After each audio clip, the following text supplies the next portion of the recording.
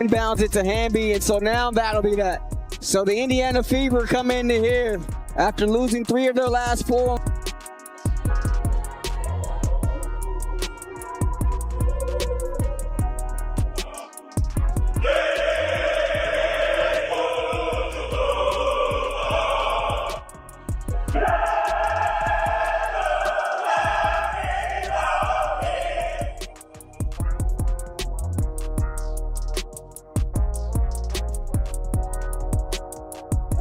Even though the Indiana Fever pulled off the most improbable win of their season, it nearly didn't matter.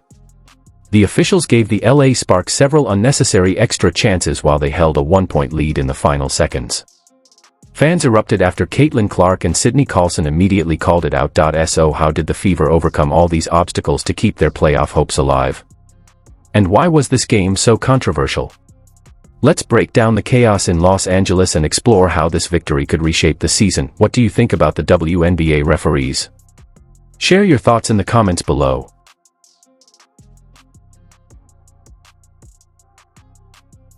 One common theme in the WNBA is how poorly officiated these games can be. The lack of competence from the people wearing the striped suits.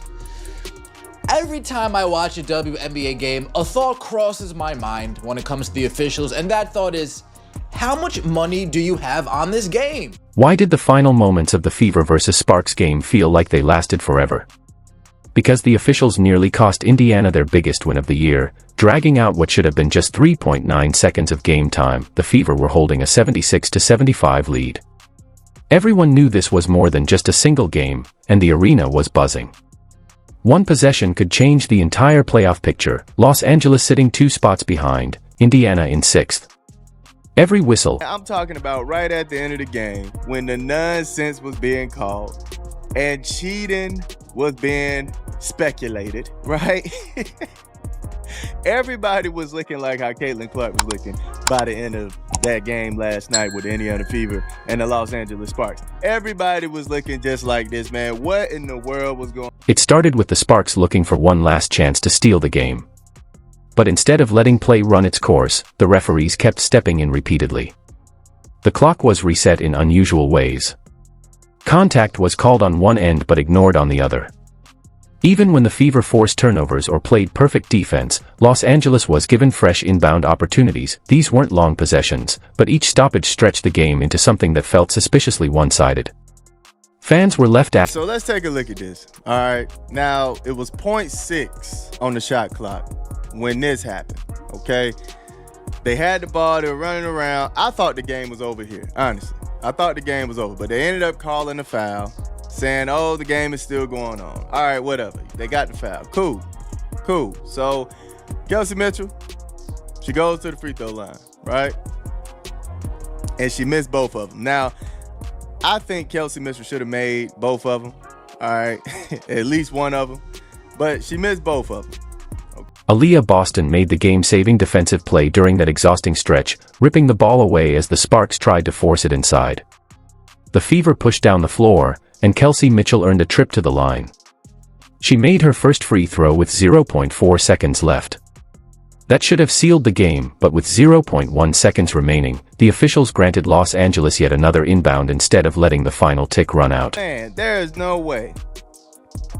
Right at the end of the game, you should be on top of it. You telling me you're not paying attention to when some hands touch that ball? Come on, man. And then to reward them with the timeout, like, fam, that's crazy work. Look, Caitlin Clark, like, what is going on here? She's like, no. Look, Caitlin ready to run the floor, fam. She's like, no. What is this, man? What is this nonsense? This wasn't just fans overreacting. The league has already had several questionable finishes this season, strange timing calls, soft fouls in crucial moments, and confusion during replay reviews.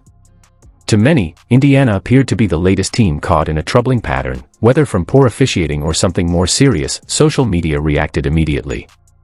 Clips of the 0.1 second inbound spread rapidly, with fans accusing. They put 0.1 on the shot. 0.1 on the shot clock, fam. What are we doing? What are we doing, man? I mean, this is nonsense. How do you even have time to do anything? How do you even... But the Fever refused to be beaten.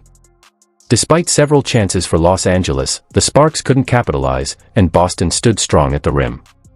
The ball bounced away, and the buzzer finally sounded for real. It was a test of patience, a trial to see how much Indiana could endure before being rewarded. Oh my goodness, man. They did everything they could to try to get them a win in this one, fam. It's ridiculous. It was flat out ridiculous. How does a team missing its biggest star and 3 other regular rotation players still manage to win a game that could impact the playoff race? That's exactly what Indiana did against the Sparks. Caitlin Clark sat out again, still not cleared to play. Sophie Cunningham was unavailable, removing one of their most reliable scoring options. Sydney Carlson and Ari McDonald were sidelined as well, both guards who bring energy and ball-handling depth. Then there was Lexi Hull, stepping onto the floor with not one, but 2 blackened eyes from a head-on collision in the previous game. Looking at the lineup before tip-off, most thought Indiana didn't have enough firepower left. Steph mentioned, whenever she sees you with the 2 black eyes, she smiles in a way because it just exemplifies your toughness. Do you feel tough in these kinds of situations with these 2 black eyes? I mean, that's what people keep telling me. Every time she sees me, she smiles and then she says, "I'm so sorry." I'm like, you don't need to be sorry. This is what it is. And when I'm playing, I forget about it, and then I go and look in the mirror. I'm like, oh shit, they're still there. So yeah, I don't really think too much about it because I don't necessarily feel them all the time. Yeah, and you're still able to see completely fine? Yep. Right. Nothing's changed. All right, perfect. The easy assumption was that Los Angeles finally had a chance to crush Indiana's playoff hopes. Missing Clark's shooting and Cunningham's spacing left the Fever shorthanded offensively, while Carlson and McDonald usually helped Mitchell avoid carrying the entire point guard load. Without them, it seemed like a mismatch, but basketball doesn't always follow the script, and one veteran in particular decided to write her own story, at the Sparks' expense.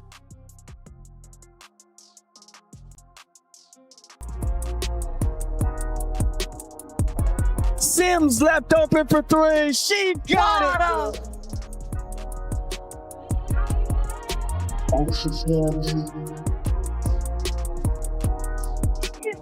Now, offensive rebound. Sims the runner. Here's Howard. Shovels Sims right at the doorstep, and she gets it off the window. 3-on-3 the other way. Sims the take and finishes the lefty layup.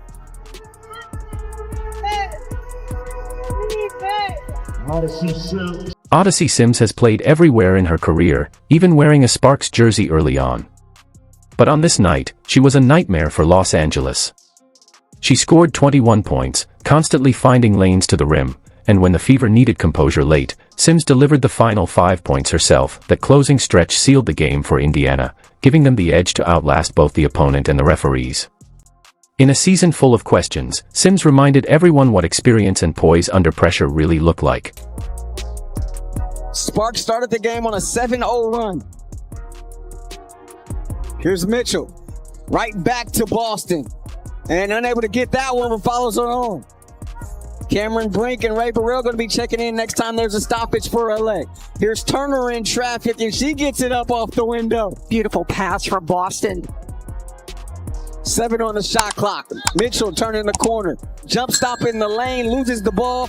Brink throws it right to Boston. Easy lay. Meanwhile, Aaliyah Boston once again proved she's the team's anchor. Her stats go beyond points and rebounds. They show control on both ends of the court. She dominated the paint defensively, forced the Sparks into tough shots, and grabbed boards even against double teams. Whenever the Fever's offense stalled, Boston steadied them with strong post screens and second-chance opportunities. Without her, the fourth quarter chaos might have ended very differently. Sims. They kick it out. Hole of 3. Big bucket from Lexi Hull. And then there was Lexi Hull, playing heavy minutes while still swollen and bruised. She embodied the team's toughness, diving for loose balls, sprinting back on defense, and spacing the floor when shots weren't falling. Indiana needed bodies tonight, and Hull showed the next woman up mentality that has become the team's hallmark. Kelsey Mitchell may not have been perfect, especially in crunch time, but we have a deep team that a lot of people, a lot of players on our team could be playing and they're not.